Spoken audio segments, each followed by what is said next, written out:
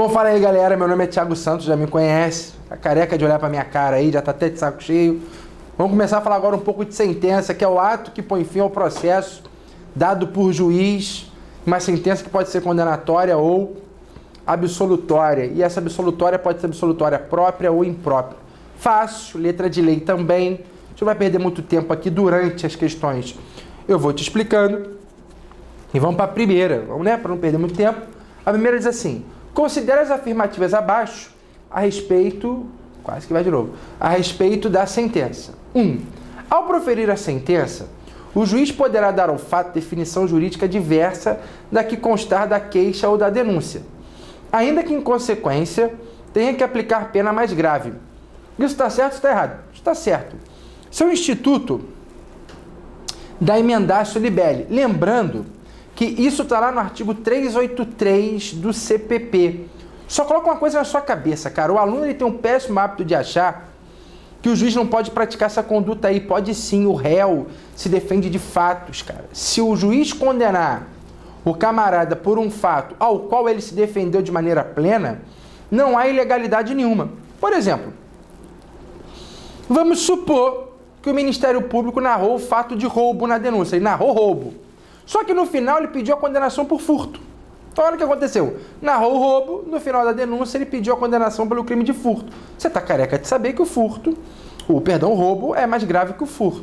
Aí eu te pergunto, cara, poderia o juiz condenar o camarada por roubo sabendo que o Ministério Público pediu a condenação por furto? A resposta é sim, cara. Mas por que a resposta é sim?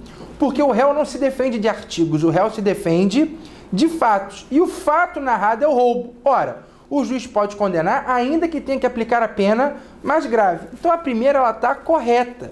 Realmente está certíssima a primeira.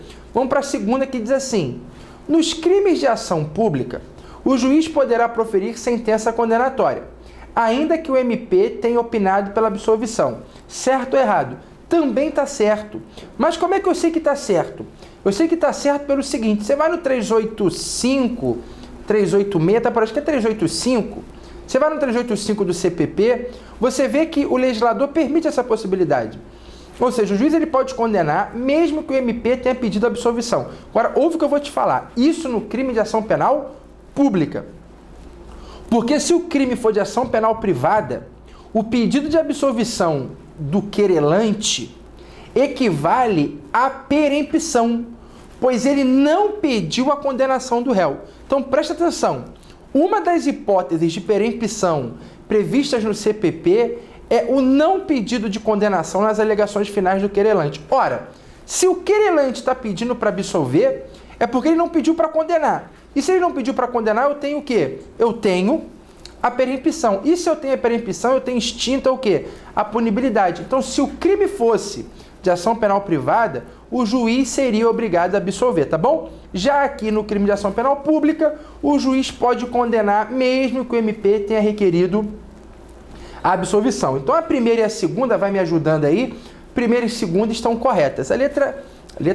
O número 3 diz assim: a sentença conterá a indicação dos motivos de fato e de direito em que se fundar a decisão, certo? Sendo desnecessária a indicação dos artigos de lei aplicado.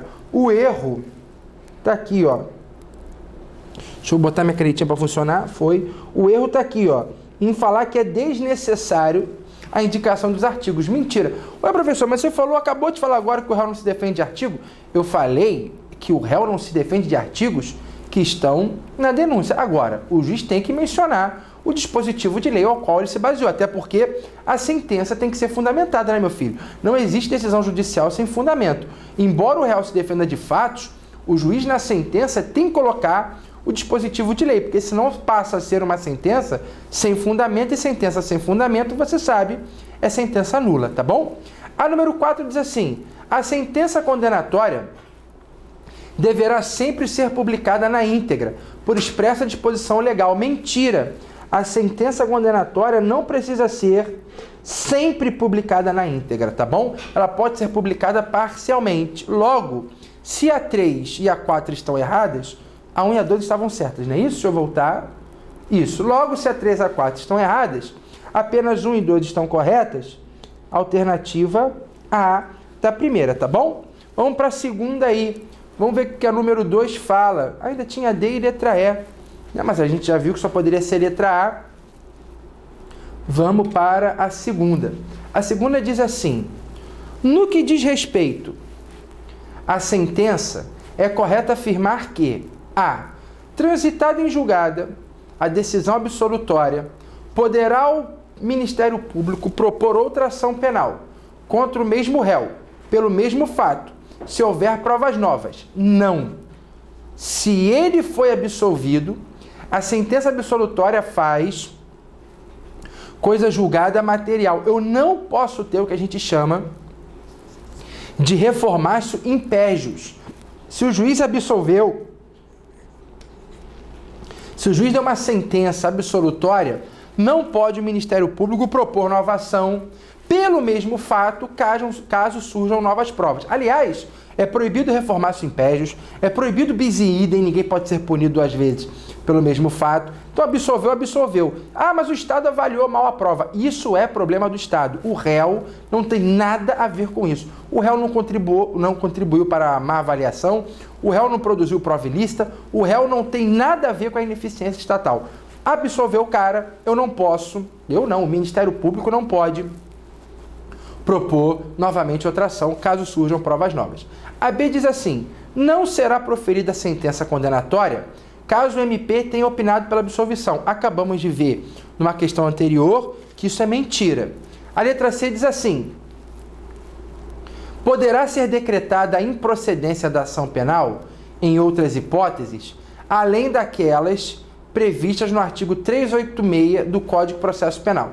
Então a letra C diz assim: poderá ser decretada a improcedência da ação penal em outras hipóteses, além daquelas previstas no artigo 386 do Código de Processo Penal.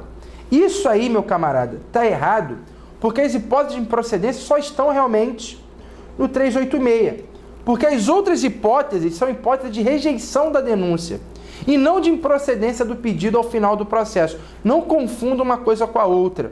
Eu tenho rejeição da denúncia, que é o que ocorre no início do processo, e tenho a parte final do processo, onde há a improcedência ou procedência do pedido.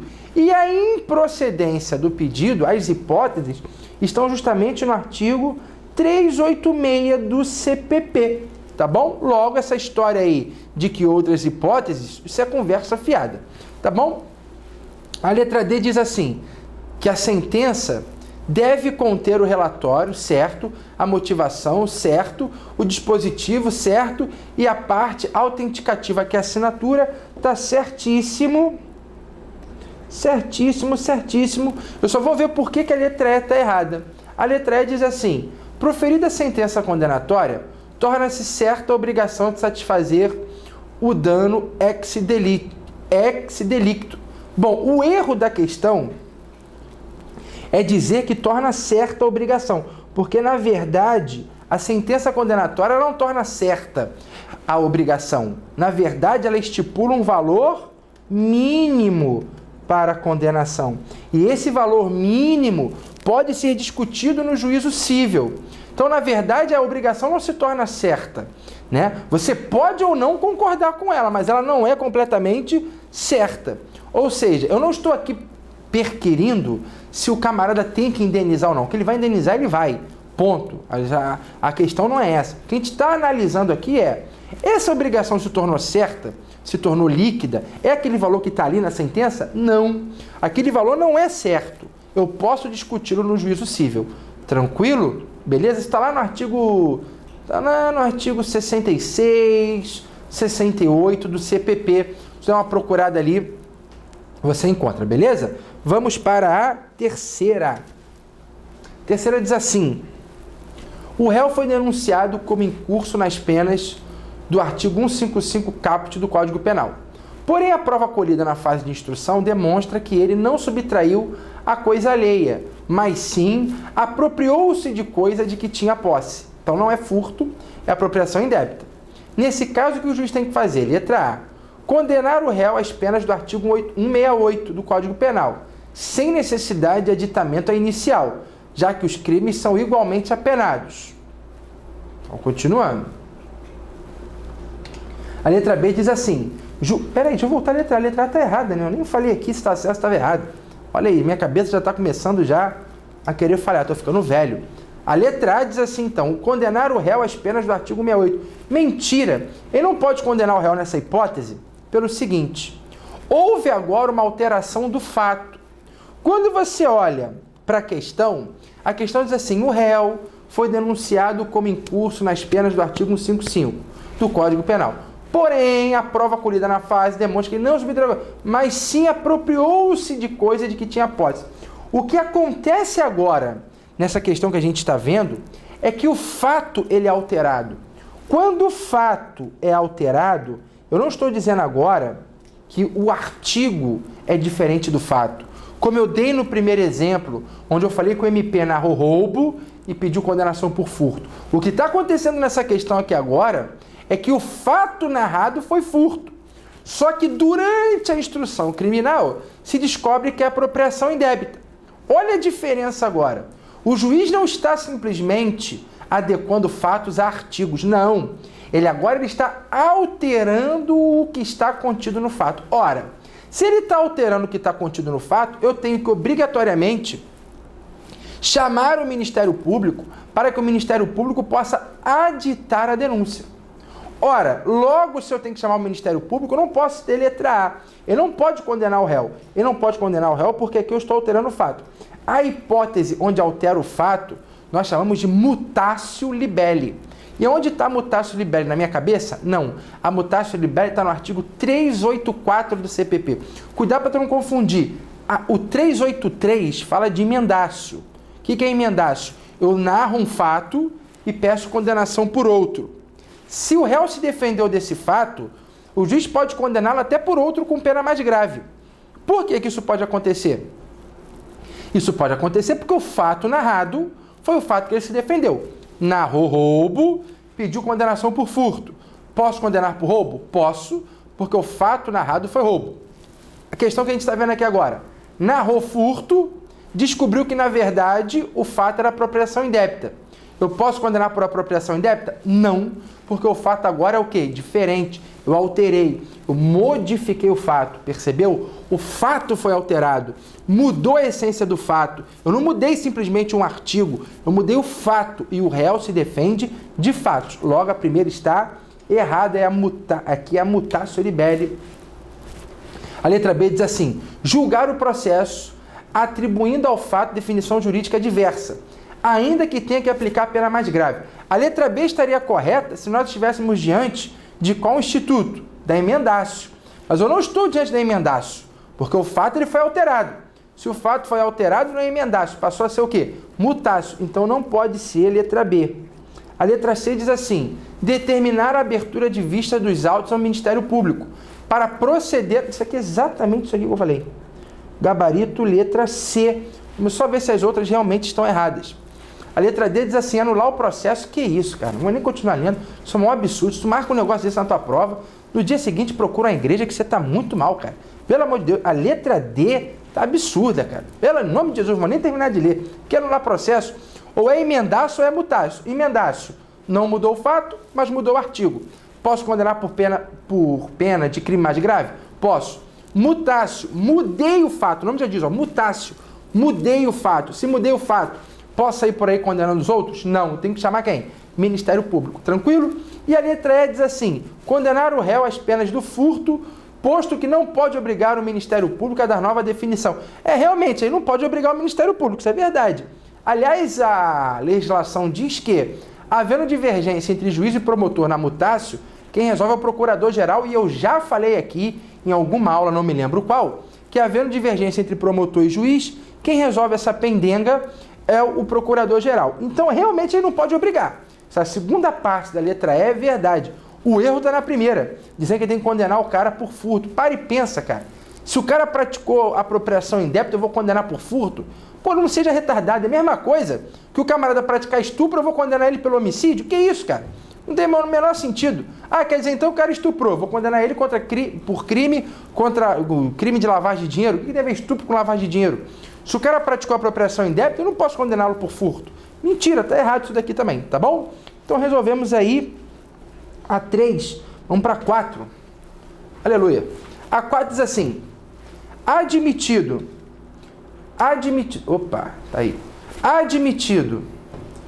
o aditamento da denúncia, as partes poderão arrolar até, isso é decoreba, 5 testemunhas. Eu vou dizer, não são 5, são 3 testemunhas e tem que ter novo interrogatório do acusado. Então são 3 testemunhas com novo interrogatório, não pode ser letra A, não pode ser letra B. A letra C está errada, porque está dizendo que dispensa o novo interrogatório, e a letra D é justamente o nosso gabarito, 3 testemunhas realizando-se novo interrogatório. Tranquilo? Vamos para a quinta aqui. Nossa, a quinta é grande, hein? Então, vamos lá. A e B foram condenados pela prática de roubo qualificado consumado. A decisão transita em julgado para A. B recorre. Em razão da apelação, o defensor de B requer em preliminar a decretação de nulidade da sentença de primeiro grau, que não apreciou todas as teses da defesa. No mérito, pleiteia a absolvição por falta de provas e, subsidiariamente, o reconhecimento da forma tentada do delito. O tribunal absolve B com fundamento no artigo 3861 do CPP e estende a decisão ao A. A decisão está, meu filho. O problema é saber o que está no 3861. Ah, professor, mas que sacanagem. Quer dizer, então, que na prova eu vou ter que saber o artigo? Para esse cara aqui você tem que saber, porque nessa prova ele pediu. Mas se não falhar a minha memória, o 3861 fala em não ocorrência do fato. Ou ele fala que está provado que o fato não ocorreu, ou ele fala que está provado que o camarada não foi o autor do crime. Eu tenho quase certeza que o 3861 diz que está provado que o fato não ocorreu. Mas o que eu quero que você entenda aqui é o seguinte: eu nem li as alternativas, mas eu já estou percebendo que ele vai querer saber de você se a decisão em relação ao B pode se estender ao A. E eu já vou logo te dizer qual é a resposta. Essa decisão vai se estender ao outro caso essa decisão diga respeito a alguma questão de ordem objetiva. Exemplo, está provado que o fato não existiu. Cara, para e pensa comigo. Se A e B estão sendo acusados de um crime e o camarada recorre e prova por A mais B que o fato não existiu, é porque o fato não existiu nem para o A e nem para o B. Ô professor, mas só o B recorreu. E daí, meu filho? Quer dizer então que o B vai ser absolvido por um crime que não existiu e o A vai ser condenado por ter participado de um crime que não existiu? Que isso, cara? Isso não faz o menor sentido jurídico. Então, quando for questão de ordem objetiva, estende. Quando for questão de ordem subjetiva, essa extensão ela não pode ocorrer. Tranquilo? O que são questões de ordem subjetiva? Aquilo que dizem respeito ao próprio agente. Por exemplo, vamos supor que o B tenha sido condenado por homicídio qualificado por motivo torpe. Aí ele me vai e recorre. Na hora que ele recorre, o tribunal ele resolve retirar a qualificadora do motivo torpe. Será que essa diminuição de pena também pode ser extensível ao outro corréu? Claro que não, porque o motivo torpe agora passou a ser uma questão de caráter o quê? Pessoal. Tranquilo? Então o que é de ordem objetiva estende, o que não é, não estende. Tem que ter alguma coisa aqui. Se o 3861 trata de atipicidade do fato, ou melhor, que o fato não ocorreu, então é questão de ordem objetiva. Se é de ordem objetiva, tem que ter alguma coisa que fale isso daqui. Diz assim: A, incorreta, porque suprimiu um grau de jurisdição, o cara está viajando. B, incorreta, porque A não era parte, também não tem nada a ver, acabei de falar para você que estende. C, correta, vamos ver. Porque a absolvição não está fundamentada em motivo de caráter exclusivamente pessoal, corretíssimo. É logo a letra C a nossa resposta. Lembrando que não é de caráter exclusivamente pessoal ou subjetivo, que é sinônimo. A letra D fala que é incorreto, que extravasou, nossa senhora. E a letra E fala que é correta porque obedeceu o princípio do contraditório, nada a ver. Até é correta a absolvição, mas o fundamento é a letra C. Tranquilo? Então tá aí o número 5, vamos para a nossa sexta questão, que diz assim: Na sentença absolutória imprópria, o réu, letra A, é absolvido em primeira instância e provido o recurso do MP condenado pelo tribunal. Ah, meu irmão, para. O que é absolvição imprópria?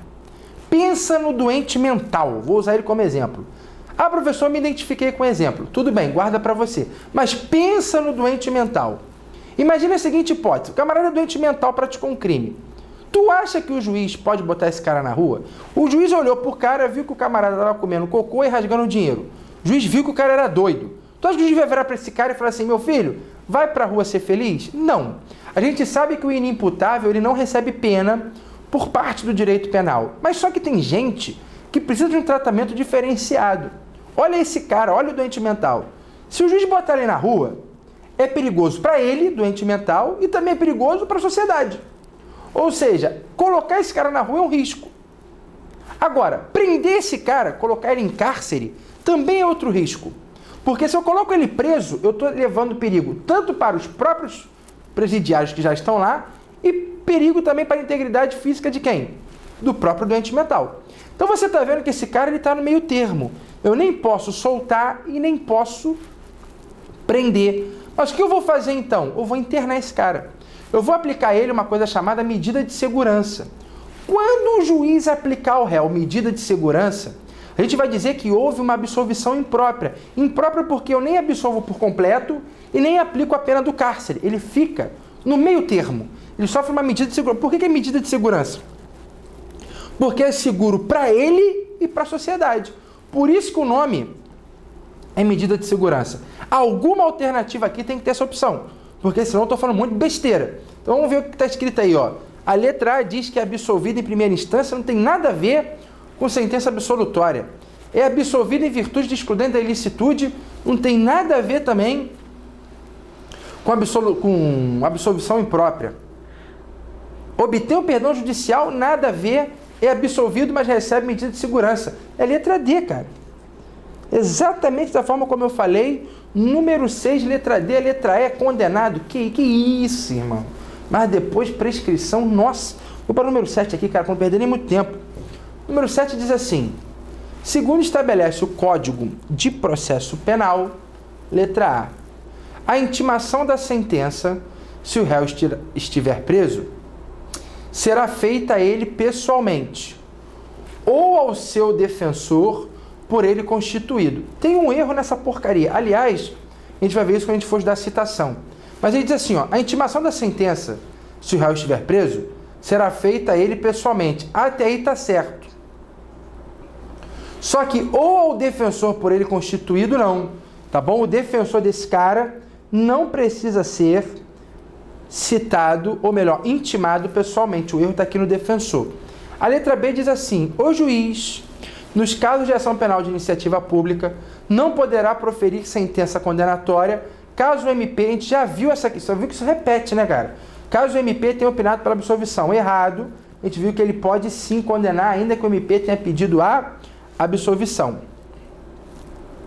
Estou olhando aqui para o meu computador aqui, às vezes olho para cá, olho para cá, olho para aí, é muita coisa para ler. A letra C diz assim, o juiz, sem modificar a descrição do fato contido na denúncia, somente poderá atribuir-lhe definição jurídica diversa e aplicar pena mais grave se determinar o aditamento da inicial pelo MP. Cuidado para não confundir, porque isso aqui não é hipótese de mutácio, hein, cara?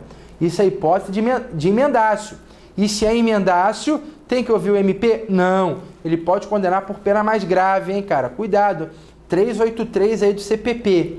Então vamos para a letra D, galera. Letra D diz assim, a defesa poderá, no prazo de 5 dias, pedir ao juiz que declare a sentença, sempre que nela houver obscuridade ou ambiguidade, contradição ou omissão. A questão até estaria certa, se ele não tivesse colocado 5 dias, porque na verdade não são 5, são 2 dias, tá bom? O erro está aqui em falar em 5, não são 5, são 2. Logo, o gabarito só pode ser letra E, porque a letra E diz assim, o juiz, ao proferir sentença condenatória, fixará valor mínimo para reparação dos danos causados pela infração, considerando os prejuízos sofridos pelo ofendido. Gabarito letra E, aliás, foi o que eu havia falado numa questão anterior, onde o juiz fixa o valor mínimo para a reparação civil, lembrando que esse valor pode ser discutido no juízo civil. Vamos para o número 8, que diz assim: no tocante à sentença, é incorreto afirmar que qualquer das partes poderá, no prazo de 2 dias, pedir ao juiz que esclareça a sentença se houver obscuridade. Acabamos de ver que isso aí é verdade, vimos a questão anterior. A B diz assim: na sentença absolutória, o juiz aplicará medida de segurança se cabível. Certo, também a gente viu uma questão que falava disso. Isso é verdade. A letra C diz assim: o juiz, sem modificar a descrição do fato contido na denúncia, poderá atribuir-lhe definição jurídica diversa. Até aqui está certo. Só que depois ele diz assim: ordenando neste caso que o MP adite a denúncia. Mentira! 383, cara. A gente já está careca de ver isso. Isso é o instituto do quê? Da emendácio. Então as outras estão certas, vamos só ter a certeza que diz assim: na sentença condenatória, o juiz fixará o valor mínimo, a gente viu isso aí, é verdade, e a sentença conterá a exposição sucinta da defesa, também é verdade. Letra C é a que está errada. Vamos para mais uma questãozinha, que diz assim: considere as decisões abaixo proferidas no juízo criminal. Sentença que reconhece categoricamente a inexistência material do fato. Tá bom. Sentença que decide que o fato imputado ao réu não constitui crime. Tá bom. Decisão que julga extinta a punibilidade do réu. Tá bom. O que ele está querendo? 4. Despacho que determina o arquivamento do inquérito policial. Agora vamos ver o que ele quer. Faz coisa julgada no cível, impedindo a propositura da ação civil para ressarcimento do dano contra o autor do fato, e, se for o caso, contra o responsável civil, as indicadas apenas, a gente vai ter que voltar e saber o que faz coisa julgada no cível. Vamos ver as opções que ele dá aqui, vamos voltar um pouquinho. Ele diz assim: sentença que reconhece categoricamente, isso aqui faz coisa julgada. Realmente, isso aqui não pode ser discutido no cível. Ora, se não houve o fato, eu não tenho que indenizar, né, meu filho? Isso aqui está certo. A 2 diz assim: sentença que decide que o fato imputado ao réu não constitui crime. Cuidado com isso, hein, cara? Porque você está doido para falar que aqui também faz coisa julgada, mas não faz não. Porque eu posso ter um fato que não é crime, mas que é passível de reparação no juízo cível. Vou te dar um exemplo: dano culposo, cara. Vamos supor que eu sem querer quebre alguma coisa de alguém, quebrei teu carro sem querer. Eu não pratiquei crime nenhum, porque não existe na parte penal o crime de dano culposo. O legislador não previu essa figura típica. Agora, isso não significa dizer que eu não tenha que reparar o dano no juízo civil. Eu tenho que reparar sim. Por que eu tenho que reparar? Porque eu lhe causei um prejuízo. Então, isso aqui é mentira. A segunda é mentira.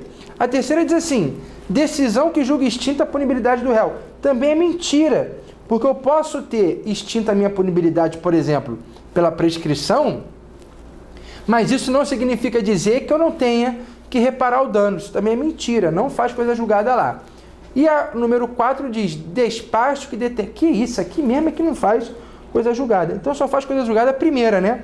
Então tem que ter essa alternativa aqui, letra A.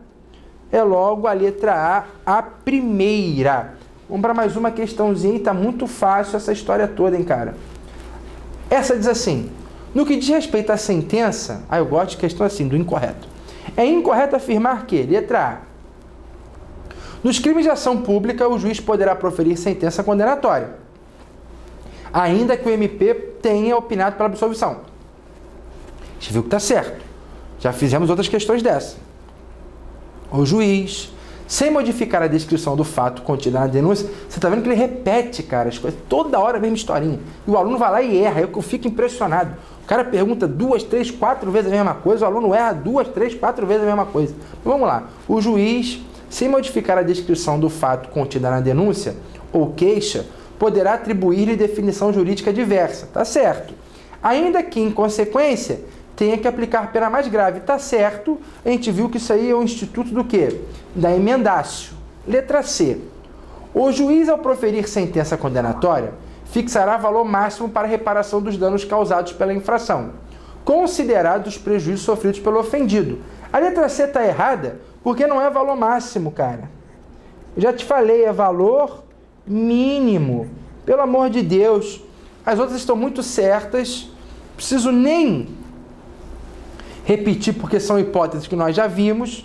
Tá bom? A letra C é errada, não é valor máximo, é valor mínimo. Eu quero agradecer a você mais uma vez pela atenção que você me deu. Fizemos aí uma bateria de exercícios a respeito de sentença. Você viu que se repete. Então bota uma coisa na sua cabeça. Emendácio e mutácio é o que mais cai, cara. E saber se o juiz pode ou não absolver caso o MP, ou melhor, condenar, caso o MP peça absolvição. Abre teu olho para isso, hein, cara. Você vê que isso é recorrente. Nenhuma das questões que eu fiz com você até hoje, seja qualquer assunto que tenha sido aqui no nosso curso, todas as questões que eu fiz eu tirei de bancas de prova. Eu não inventei nada, tá bom? Em especial a banca que vai realizar o seu concurso, tranquilo? Um forte abraço aí, fique com Deus. Até nosso próximo encontro.